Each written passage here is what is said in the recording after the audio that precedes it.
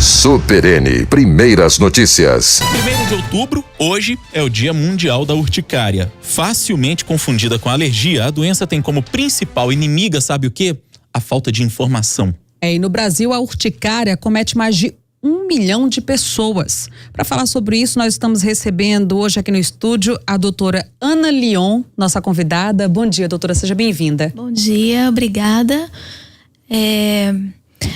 Muito obrigada, pela oportunidade de falar sobre a urticária, que realmente é uma doença pouco conhecida e ela afeta de maneira muito importante as pessoas, e a família de quem tem a doença. Então, causa prejuízo muito importante no sono do paciente, porque a coceira é muito impactante. As pessoas não conseguem muitas vezes trabalhar, fazer suas atividades devido a essa intensidade, dessa coceira, que é o sintoma principal da doença. Então, aproveitando o dia da urticária, então essa é uma oportunidade muito bacana para as pessoas, conhecerem, se informarem e buscarem ajuda com os especialistas para poder ter um tratamento correto. Para que o nosso ouvinte... Crônica? Sim, a urticária são vários tipos, E essa especificamente, que é o objetivo da campanha que nós vamos fazer hoje também na Praça da Savassi, a partir de 11 horas, é a urticária crônica espontânea, que é aquela urticária que dura mais de 6 semanas e não tem um gatilho externo, por exemplo, um alimento, um contato com algum cosmético. Então não tem isso. A pessoa às vezes fica procurando, tem médico mesmo que às vezes não conhece e fala, isso é uma alergia a alguma coisa. Às vezes não é. A urticária crônica espontânea, ela é autoimune. Doutora, para que o nosso ouvinte possa entender, urticária não é alergia, Em que ponto essas doenças elas se diferenciam? Então, algumas alergias, elas podem se manifestar como uma lesão urticariforme. Mas quando nós falamos em alergia, geralmente é uma alergia a alguma coisa. Por exemplo, alergia a algum alimento, alergia a um produto, um cosmético, E a urticária, especificamente, ela é autoimune. Então, por isso que tem essas diferenças. Mas as manifestações da alergia, uma delas pode ser a urticária. A urticária mesmo, como nós falamos, é como se fossem aqueles calombos, que parecem as picadas de inseto, mas muitas vezes eles vão aparecendo em número maior, somem até 24 horas, sem deixar sinal nenhum, mas é uma coisa imprevisível. Então, às vezes a pessoa tem aquilo, nunca sabe quando vai ter. Tem pacientes que têm uma forma desfigurante, ficam com um inchaço do lado inteiro do rosto. Então, tem receio às vezes de marcar uma reunião importante. Não, mas e se eu tiver uma crise no meio da minha reunião? Então, é uma coisa que incomoda demais a pessoa e limita muito essa pessoa. Doutora, e como é que acontece? Porque às vezes as pessoas, quando veem uma outra com uma doença como essa, principalmente na pele, às vezes as pessoas costumam reagir de uma forma até preconceituosa, digamos assim. Não quer contato com essas pessoas ou com utensílios que essas pessoas utilizam. É para tanto? No caso da urticária, esse não costuma ser um problema tão grande, porque as lesões, elas são efêmeras, elas somem em 24 horas, mas tem essa questão da imprevisibilidade das crises, Então não é, por exemplo, como uma psoríase, que a lesão é aquela lesão, que fica ali, às vezes em áreas expostas, e a pessoa no ônibus não senta perto, não quer apertar a mão. A urticária não tem tanto esse problema, porque as lesões somem rápido.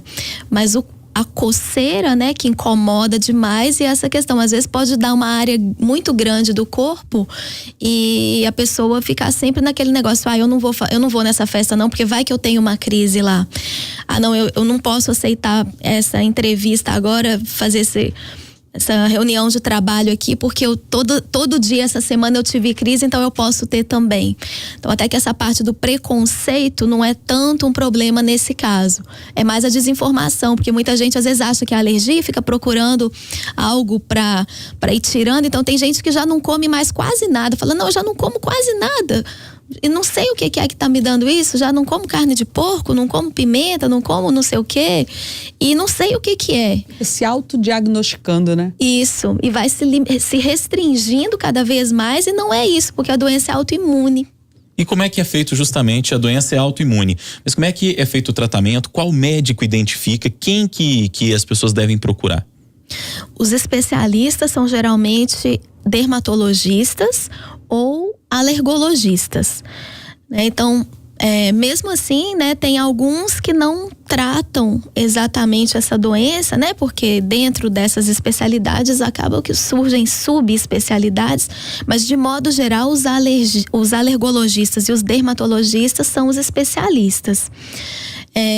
Né? Então é importante as pessoas conhecerem os médicos de outra especialidade, ou mesmo as pessoas, né, a população geral, para poder ajudar essas pessoas a chegarem no especialista e receberem o tratamento correto.